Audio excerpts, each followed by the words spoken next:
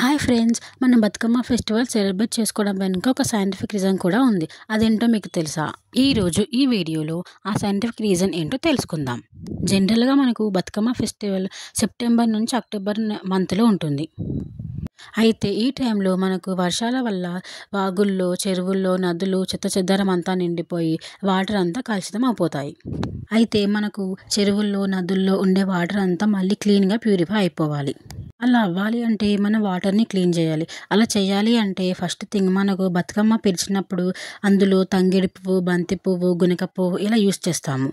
ఇప్పుడు మనం బతుకమ్మకి యూస్ చేసే పువ్వులన్నింటిలో కూడా మెడిసినల్ వాల్యూస్ ఉంటాయి. వాటర్ని ప్యూరిఫై చేయడంలో హెల్ప్ చేస్తాయి.